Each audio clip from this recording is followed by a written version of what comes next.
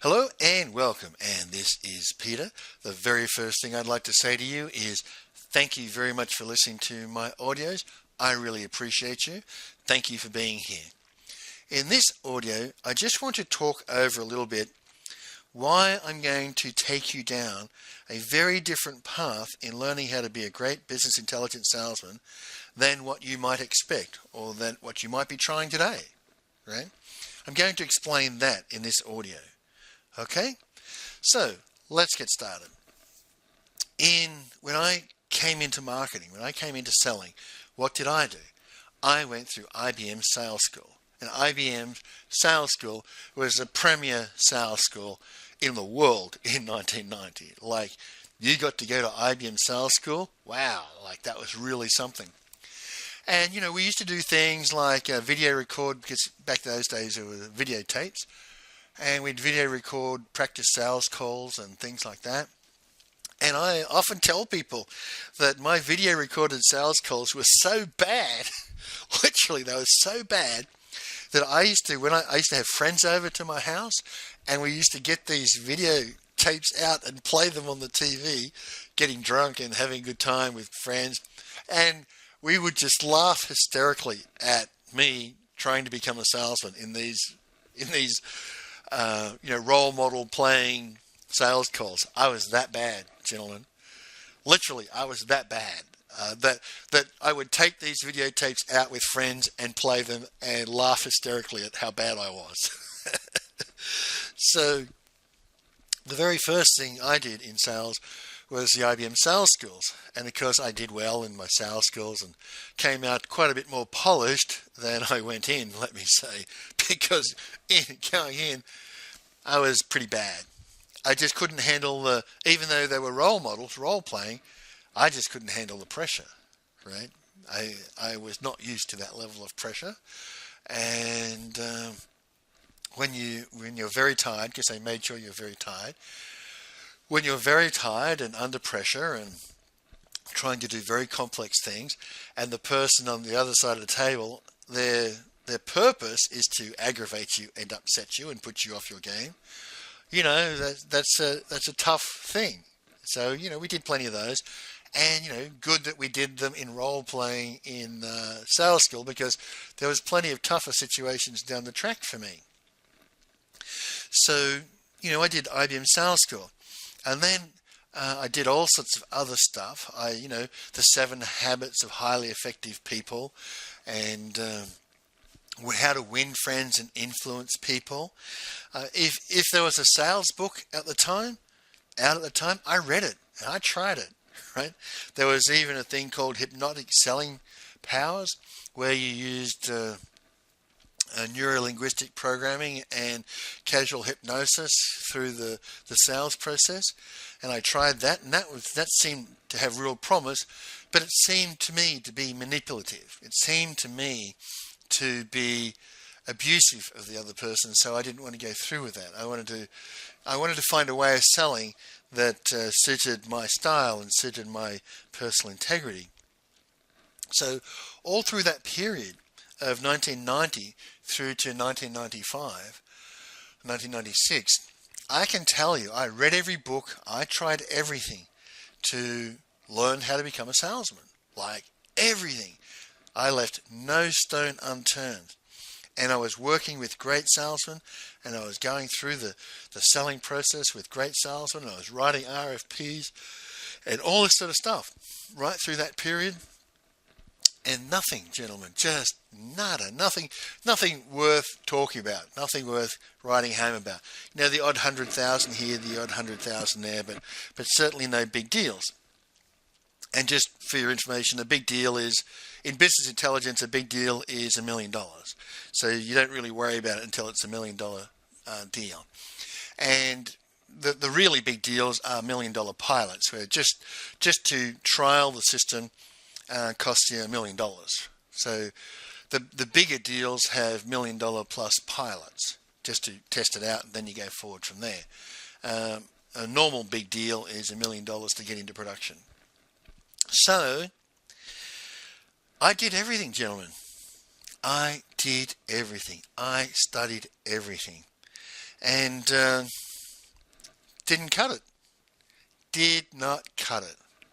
So the what I'd like to share here is, if I'm a guy who when I was young at least, had a very high IQ, measured at 145, and I was the youngest system architect in IBM Australia at the age of just 25, and I was a system architect for a 400 work month project for an international software development, for our International Software Development Center. If I can be that guy, right? If I can be good enough to be the youngest system architect in IBM, in the history of IBM Australia, in international software development, if I can be that guy, how could it be that I couldn't figure out how to be a successful salesman? How could that be? I've got all the books. I've done all the training. I've got great mentors around me. How can it be that I'm still failing? What's missing? Right? What's missing? What's wrong around here? And of course, what was wrong around here was I was obviously blaming myself. That everything else is in place, must be me. Maybe I'm just not cut out to ever be a salesman. Maybe it's just me, right? What's wrong around here? So that's where I was at, okay? Something's wrong around here, and I'm thinking about, how can I fix this selling problem, right? Now, at the same time that this was going on, obviously there was stress in the household with my wife. One, I'm stressed about my work. We've now got 4 children. Our second child was born in May 1993. So by this time in the time frame, I've got 4 children, including 2 little ones. I'm great as a technical architect, great as a system architect. I could go get a job for maybe $60,000, $70,000 anywhere, maybe even $80,000. But that wasn't enough money for my wife. And so I was out consulting, doing my own contracting work with this MLC company that I'd worked for as an IBM systems engineer. And they were paying me roughly double my IBM salary as a contractor. Because we all know that when you contract to a company from IBM, IBM gets to keep about 75% of that and give you 25%. And that's normal because IBM's made a huge investment in you to be able to earn that money in the first place. So I was out making roughly double my IBM package, and that was okay. But it's like I still can't solve this problem of selling things. And this was part of the stress in the household. The other part, of course, was with Jennifer having her, with her 4th baby. She was very severely ill during the pregnancy and was told by our doctor that she should have no more babies because she literally nearly died during her 4th pregnancy. And so, the doctor basically said, Jennifer, you have 4 children now. You've kind of got your quota, and you need to be here to take care of them. If you go for a 5th, you could die. There's a very real risk that if you have another baby, you could die. So best to be here and raise the 4 babies that you have than to take that risk again and not be here for the 4 or 5 of them, right?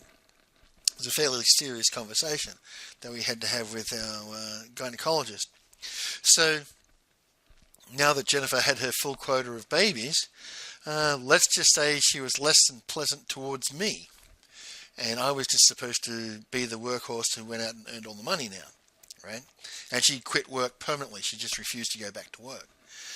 And, I'd put her through university and got her a job at IBM, and she just quit that job and walked off and said, you have to earn all the money now, which was very unfair, given that we'd signed a mortgage with both our signatures on the presumption that we would both continue to work at IBM.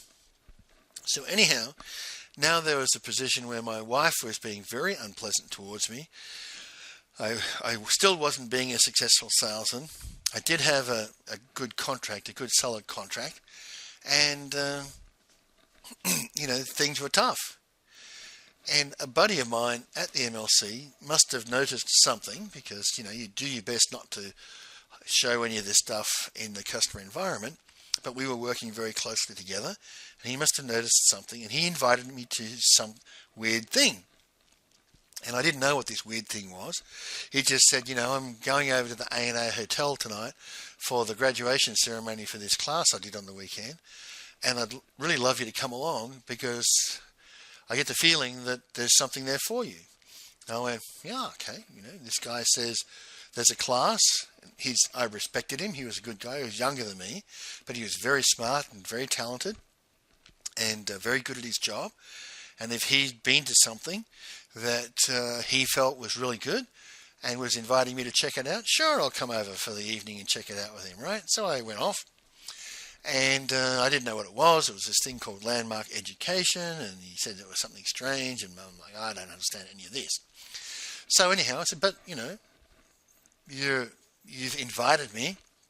You've obviously invited me for a reason. Sure, I'll come. So I go over, and I'm sitting in the audience, and I'm like, I'm saying to Danny, hey, Danny, is this an Amway thing? I said, I know you do Amway. Have you invited me to an Amway meeting? And he goes, no, this is not Amway. I'm like, well, these people seem all pretty weird. He goes, yeah. He said, you're going to find the next hour or so really strange, really weird. I'm like, yeah, okay. And I did. There was people who stood up and said the weirdest stuff, and I'm like, Danny, what did you bring me to? Like, these people are outright crazy. He's like, yeah, just listen. And I was just listening. And we get to the end of the first hour, where it's just the first hour is really just people standing up and talking about what they got out of this thing that they called the Landmark Forum, which I had no idea, but they're saying strange stuff. And some of it was around relationships. And so that got my interest. The people who talked around relationships got my interest. So anyhow, because I'm working hard and all the rest of it, and then there is a break, and they're going to ask the guests to go out to breakout sessions in the hotel, upstairs in the hotel, the various conference rooms, go to breakout sessions and just listen to the next phase of what's being presented, right? And so I'm in the foyer, right? I've got this green dot on my shirt, because when you come in, they just say, we'll just take down your name and we'll give you a green dot. Who invited you, your name, and we'll give you a coloured dot. Didn't tell me what the coloured dot was for. And so I get this green dot, and I'm like, yeah, okay. And so now the first hour has passed, and it's time to go to the breakout sessions. And of course, what the dots were for were to control the number of people in the different rooms. So there was just enough dots of each different colour for each room upstairs, such that the room wouldn't be overfilled. And I had a green dot, which meant a certain room that I was going to go to.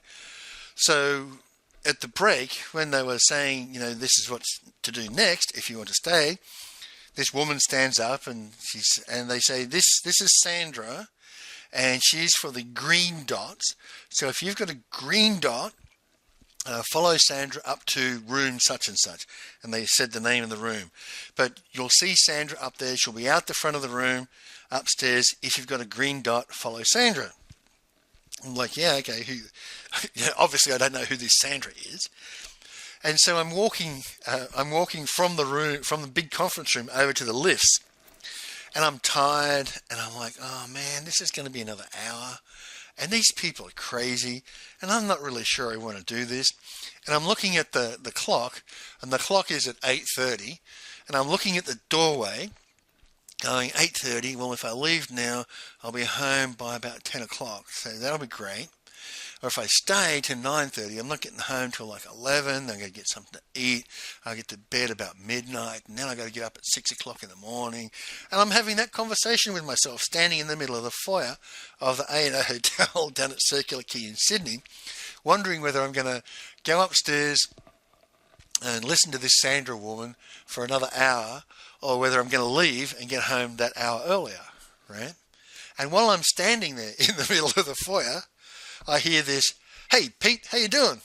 I'm like, turn around, and there's this guy there from my branch, my IBM branch, and his name was Gerald Groom.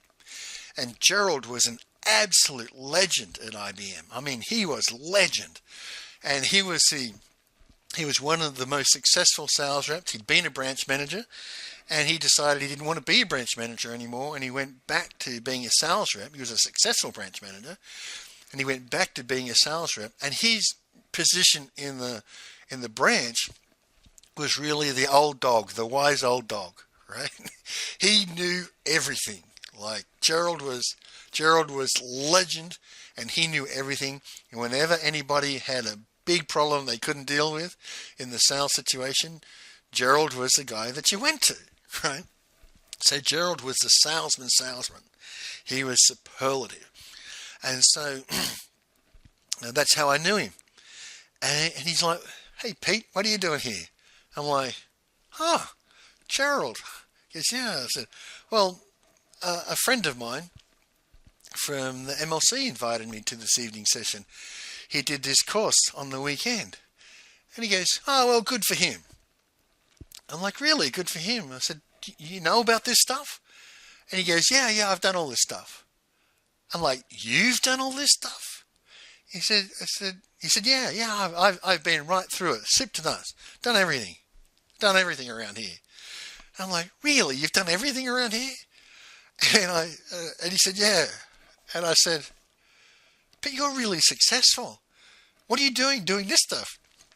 And he just laughed in my face. Literally, I'll never forget, he just laughed in my face. And he said, "Oh, do you think this is about being successful?"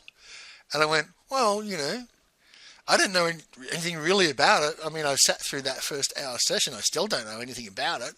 Nobody's explained to me what this really is. And, I presume it's about something to do with being successful in life." And he laughed at me. He said, No.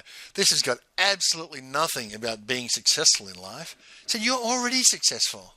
I went, "Huh?" He said, "Look, Pete, you've got a beautiful wife. You've got 2 beautiful kids of your own. You're helping your wife with raising her stepchildren. You're well regarded in the branch, who was sorry to see you go. You are already successful. For your age, you're one of the most successful young men I know." I said, "How many men do you know who are making the money that you're making, got a beautiful wife and 4 kids and living in a nice place? Sure, we know you're working hard. You're working your ass off. But how many other men do you know who are as successful as you at your age? And have done what you've done in raising 2 stepchildren?" I went, It's interesting you put it that way, Gerald, because, in fact, I don't know anybody, right? Like, literally, I don't know anybody my age who's got 4 kids and is raising them, and I only know one other guy my age who's making the same money, but he doesn't have any kids yet. He wants to have kids one day, but, both him and his wife work, so they've had all that extra money. He goes, "Yeah, you're already successful. This has got nothing to do with success." I'm like, I said, "Well, if it's got nothing to do with being successful, what's it about? What's all this stuff about?" And he says, "This is about living a life you love. And the reason you would be here is I just get the feeling you're not living the life that you love." And of course, you have face to keep. So I was like, "Well, I'm doing okay." He's like, yeah, I get it. And then he looks at my shirt. He says, "Hey, you've got a green dot." I went, "Yeah, they gave me the green dot when I arrived." He said, "The green dot is for Sandra's room." I went, yeah. There was this woman called Sandra. She stood up at the front, and I'm supposed to go upstairs to Sandra's room. He said, "Well, Sandra's my wife." I went, "What?" He said, "Sure, Sandra's my wife." I'm like, you must be kidding me, right? He said, "No, that's Sandra Groom. She's my wife." I'm like, I walk into this place. There's like 200 guests. I get a green dot, and that green dot happens to be the room for your wife. Are you kidding me? He goes, "No." He says, "Look, come on up." said, I'm going to listen to my wife give her presentation. I'm here to support her in giving her presentation. I said, come on up. I said, what do you got to lose? Come on up. Listen to Sandra speak. She's my wife, after all. And I'm like, damn. Right? I'm like, wow, that's almost surreal. So we go upstairs, and Sandra is giving her presentation. And I'm sitting with Gerald, and he says, well, what questions would you like to ask Sandra? You can ask her any questions about this stuff to make up your own mind about whether you want to do it or not. I said, if you're asking me, I'd say just do everything soup to nuts. But you've got to make up your own mind. And Sandra's here to answer any of your questions. And I'm like, okay. And I said, with this stuff, you don't want to say anything because trouble at home, you don't want to tell people you've got trouble at home. So I said, would this stuff have anything to do positive about relationships? And he goes, that's a very good question, but you shouldn't ask me, you should ask Sandra. And let her answer the whole group. And I'm like, oh, great. So I put up my hand, and she sees that I'm sitting with Gerald, and she's like, what's your name? I said, well, look, my name's Peter, and I'm actually in the same branch as your husband. This man says that you're his wife. And she's like, yes, that's Gerald, my husband. And I'm like, that's so weird. She says, yeah, it would seem weird to you, I guess. And so she says, what question do you have? And I said to her, look, let's just say, hypothetically speaking, that, a man has got a wife and 4 children, and he's around my age, and there's just a little bit of trouble at home because of the stress of, earning money, modern life, 4 kids. Let's just say that there's a little bit of stress in that situation, which everybody understands there is stress in that situation. Is this stuff anything to do about that, or is this stuff provide any value in that situation? Like married man, wife, 4 kids, and it's tough in Sydney to have 4 kids. And she's like, wow, that's such a great question. I'm really glad you asked it. And then she told her story. And I'm not going to repeat her story here, but she told her story in which she actually cheated on Gerald, and he divorced her, and then she begged him to take her back, and he did. And I'm like, really? So they had this remarkable marriage that they got remarried after she cheated on him and he divorced her. And I'm like, really? That's like really something. And the way that she told the story really struck me. So I said, okay, I'm going to sign up for this class. I'm going to do this class. I said to Sandra, I want my wife to do it too. So I'm not going to make a commitment to which date I'm going to do it yet, but I am going to do it, and I want my wife to do it, and I'm going to give her the chance of choosing which one is better for her. Because there's one in December. There was one in December, and then there was one in February. And December, of course, is a very busy period when you've got 4 kids.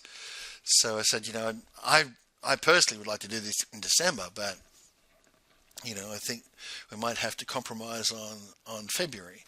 She's like, okay, well, you sign up, put down your money, and then when you've got a date, get Jennifer signed up and pay for her and do it together. Because, yes, I do believe that you should do it together if you can. If she refuses to do it, then do it yourself in either December or February. But if it's February for your conditions, then fine, let's do it in February. Just put your money down now so that you're not going to back out, right? That's commitment. So I did. So I did this thing called the Landmark Forum, right? I did this thing called the Landmark Forum. And it was, to say it was completely different is kind of a huge, massive understatement. It was massively different to anything else that I'd done before. Massively different. And the main thrust of the Landmark Forum and the advanced course that follows on from it is know thyself. Know thyself. Get in tune with yourself rather than trying to do things to get things from other people.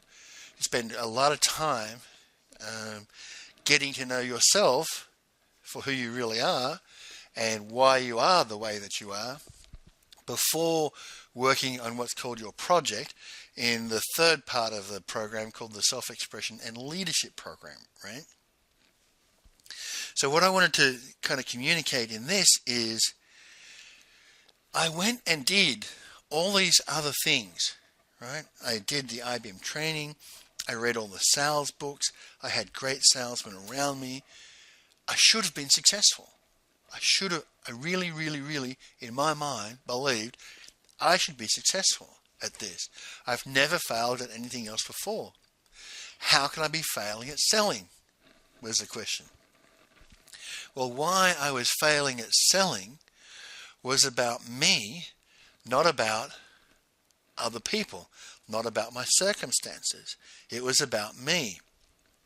But at 31 years of age, my level of self-awareness was not sufficient that I could understand what is it about me that I'm doing and who I'm being that's affecting my ability to sell, affecting my ability to generate and create and maintain relationships with other people, because my relationship with my wife was in the toilet at that stage. And in fact, on the Saturday night of our forum, we agreed to get divorced. So it was very, very emotional 3 days for us. So it was something about me, not that something was missing about me, but that there was something or some things, more than one thing, about me that I was unaware of, and in being unaware of it, brought about behaviors that cost me deals. Or more accurately, brought about behaviors that would not win me deals. Okay? So that's what I was kind of, as I did the Landmark Forum, I'm kind of waking up to, oh, I have fixed ways of being, that these fixed ways of being are getting in the way of making deals. They're getting in the way of relationships. They're getting in the way of making deals. They're getting in the way of me being successful. I'm trying to be successful in the same way I've always been successful, which is to learn new stuff. I had always, when I was trying to do something, master something that I'd never learned or mastered before, obviously when you've got a high IQ and there's books and there's audio tapes and stuff like that, what do? You go and read the books, you listen to the audio tapes, and you go and talk to people who have mastered what it is that you want to master.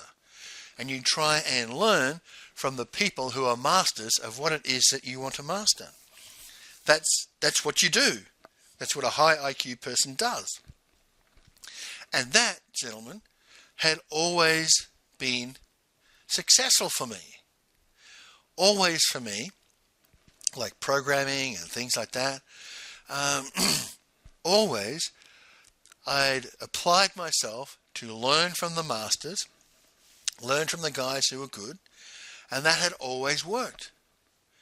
So when faced with the position of, I'm learning how to be a salesman from the masters, but it's not working. And why is it not working? And it turned out that why it was not working was not lack of knowledge as such, or not lack of mentors or such. It was lack of self-awareness. It was lack of understanding myself, what's called yourself. It was lack of understanding myself and how I had constructed myself and how I was presenting myself out into the marketplace. That's what the issue turned out to be in the end, right? So although on a previous audio I told you that in my second go in the Landmark Forum when I was there for a breakthrough in selling, the breakthrough was tell the customer or tell the prospect whatever it is he needs to hear to buy whatever it is that you are selling, end quote. Although that is true and it worked and it's the most valuable thing I learned, I had to learn a whole bunch of other things in the lead up to that, right? I had to find out a whole bunch of other things in the lead up to that. And that took 2 years of Landmark, right? I did the forum for the first time in February 1995, and I did it with the specific purpose. There's a question on your enrollment form. It's very famous. It's called question 10. And question 10 says, what do you wish to achieve out of your, or what do you plan to achieve, or what are you committed to achieving? It says that. What are you committed to achieving out of your participation in the Landmark Forum? Is the question. That's a long time ago, so if I've misphrased it at all, it's my memory. And I literally wrote down in there, I want to learn how to communicate with my wife better, to tell her what a bitch she's being, so she can understand what a bitch she's being, and then hopefully she'll be nice to me. I wrote that. Okay? I wrote that down. I want to learn how to communicate with my wife better, to explain to her what a bitch she's being to me, so I can tell her what a bitch she's being to me, and then maybe she'll treat me better. I wrote that down. And that was pretty interesting. So, that's why I was in the forum the first time. I was in the forum the first time about relationships, because I was sick and tired of my wife treating me so badly, and I was thinking divorce is on the table. She'd take the girl, I'd take the boy, and that's it. I'm done. I'm sick and tired of this stuff, right? And the first time we did the forum, we resolved that problem. Well, at least we resolved it for 6 months or so, right? But in attending the forum, I really got that there's so much stuff I don't understand yet about the nature of being human and the influence of that on our lives, despite all the things I'd studied up until that point in time. And I'd done philosophy, I'd done epistemology, I'd done metaphysics, stuff that the vast majority of the population, 99.9% of people, have never studied that stuff. I studied that stuff. I've got a joint major in philosophy, right? So I've studied philosophy at university, and the nature of being human and all those sorts of things. And I still wasn't very much the wiser. So that's what Landmark taught me. If Landmark taught me anything my first go around the forum, the most substantial thing it taught me was just how little I knew yet. How little I knew about the things that really mattered, which was the nature of being human, as opposed to writing software, right? I knew a lot about writing software. I knew a lot about very complex stuff, but I didn't know anything about the nature of being human, it turned out.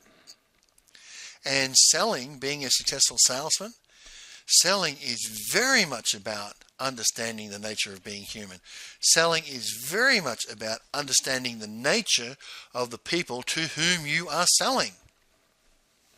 And if you can understand the nature of the people to whom you are selling, your chances of selling them whatever it is that you are selling go up dramatically. So I wanted to, in this audio, share with you why was it that I was in the Landmark Forum in the first place. And that was because a colleague of mine invited me, and I was having trouble at home at the time. That's why I was there in the first place. But in the second place, I realized how little I understood about the nature of being human. And by the time I did the Landmark Forum the second time, with the goal of having a breakthrough in selling, I'd done enough preparatory work that I could actually get that in, as I said, an hour and a half, and then go on to get deals, right? So in the audios that follow, I'm not going to teach you about sales scripts. I'm not going to teach you about neuro-linguistic programming.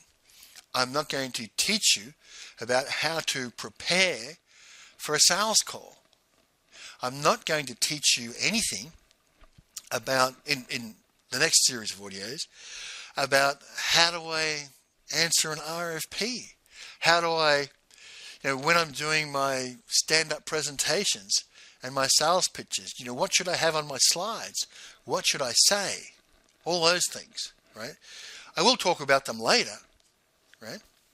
I will talk about them later, but if you can trust me and believe me, those things are relatively unimportant.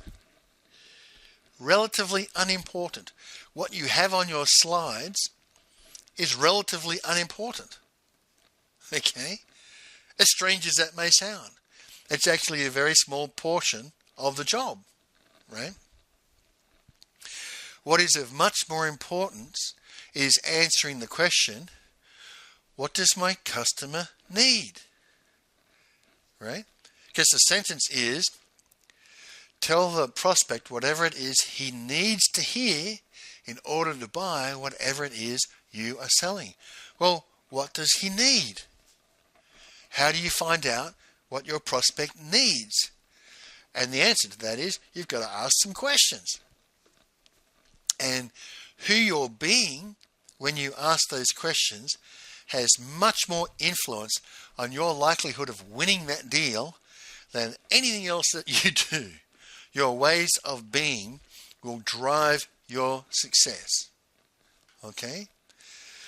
Because the order is be, do, have. Most people do to have and then try and be something out of that. That doesn't work. Be, do, have is the order that things work best in, right?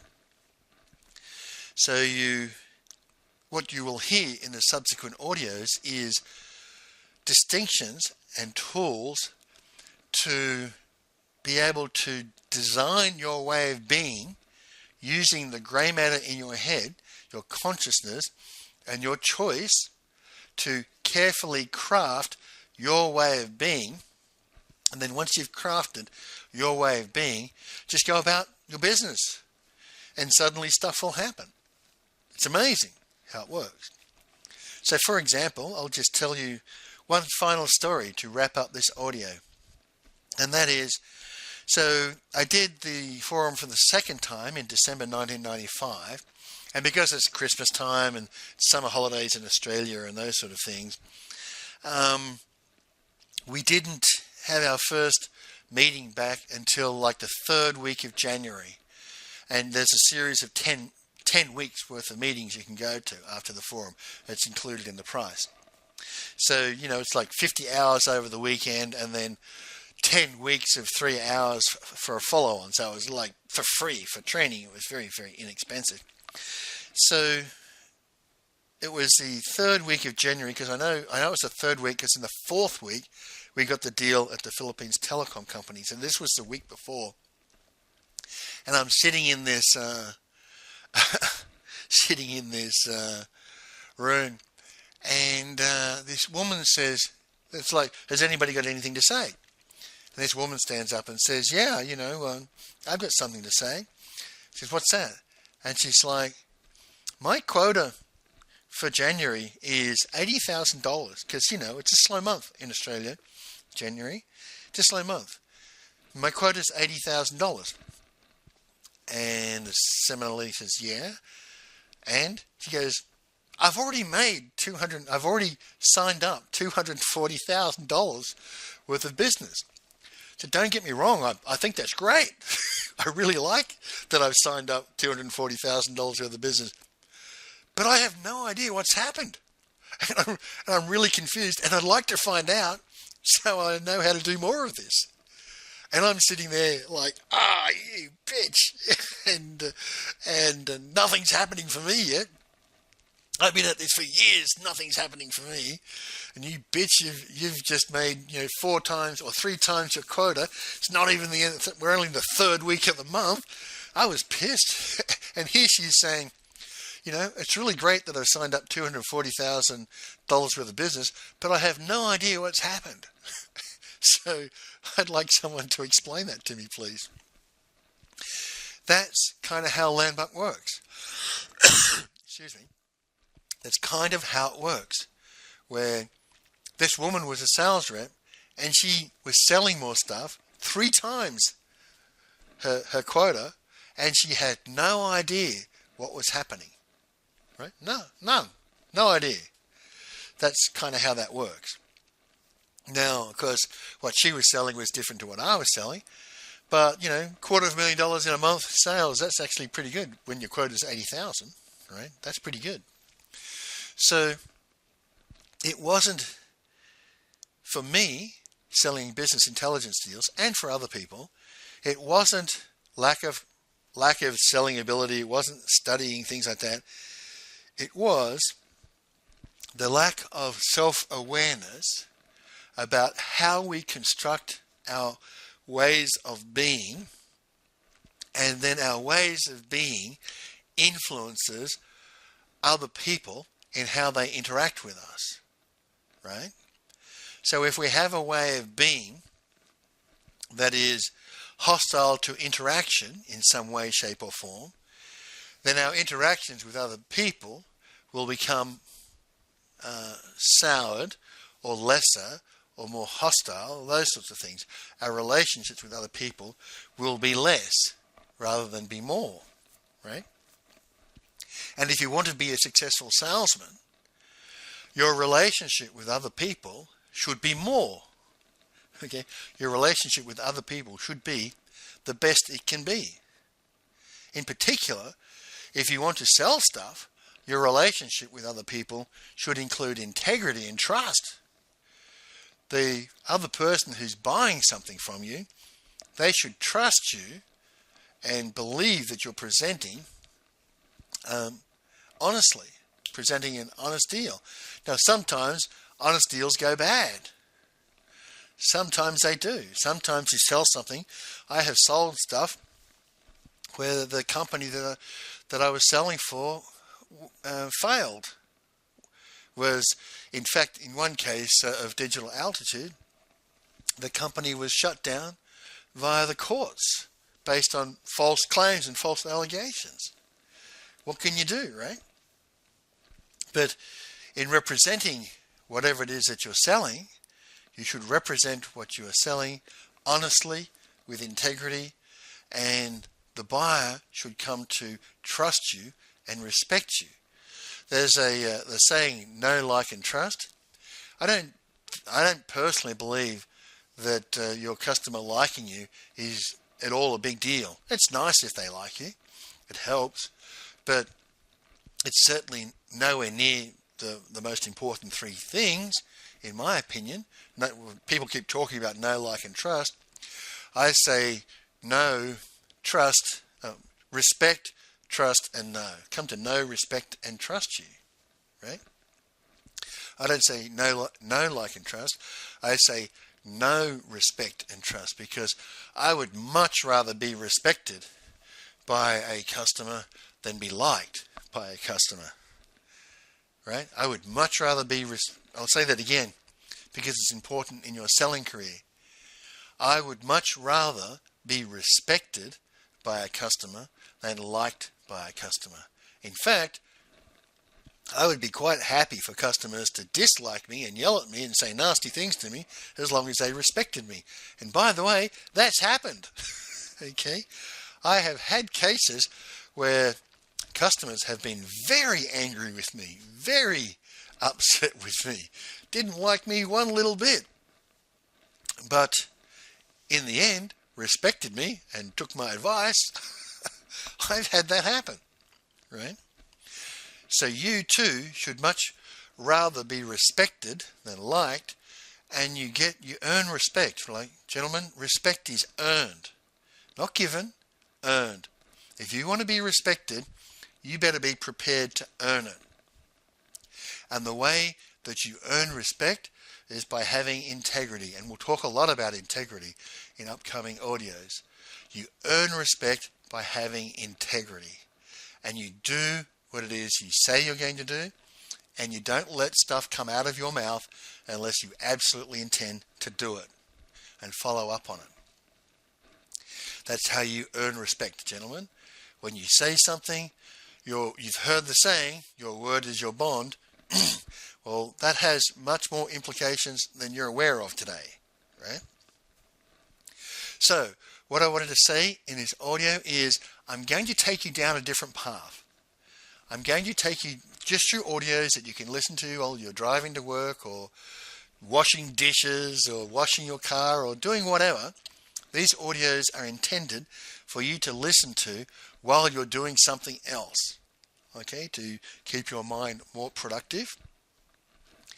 And I'm going to take you down a path of self-learning and self-knowledge. And it's going to be down the path very much defined by Landmark Education. We're going to use a lot of their ideas. And just so you know, if you're living in a large western city, you can look up Landmark Education, and I absolutely recommend you go and do the forum, the advanced class, and the self-expression and leadership program. I absolutely recommend those programs. And if you want to be a great salesman, if you go through those programs and continue on with training from me, you will absolutely be a great salesman. And I'll give you some examples afterwards in another audio. Okay, so I'm going to take you down that path. And the reason I'm going to take you down that path, if you're willing to join me on the journey of you becoming a great business intelligence salesman, is because I know, and this I can absolutely guarantee this, right? I can absolutely 100% guarantee this. If you walk down this path with me, if you take this journey with me through these audios, and you listen to these audios and you do the exercises that I ask you to do, and you learn these distinctions well, at the other end, however long it takes you to get there, right? Because this will be a factor of your time and your effort. At the other end, however long it takes you to get there, you, sir, are going to be a really great business intelligence salesman. Okay? At the other end of these audios, you, sir, are going to be able to win BI deals away from your competitors so much more easily than you have in the past. You wonder, why was I ever struggling? How come I struggled? What was that all about? Right? That's where you'll be. Eventually, if you keep at this, I would really wish that you would be as good at this as I was. Okay? As I still am, but I don't have quite the chance to do that anymore. Right? So, in this audio, I wanted to tell you why I'm taking you down a different path, and I'm telling you, if you go down that path, if you walk this journey with me, and you listen to these audios, you do the exercises, and then occasionally you contact me to do something, to answer some specific questions or whatever for you, if you walk down this path, you will come out the other end as a great business intelligence salesman. You will do that. Right? How can I make such a bold assertion? Because what I'm going to teach you is going to enable you to construct your identity as you choose, and that identity that you choose is going to give you the ability to go out and get these deals so much more easily than you can today. You'll wonder how you ever struggled. Like literally, you'll say, How was it that I couldn't do this? How was it that I kept failing? I don't get it. Your failures will become as strange to you as successes are now.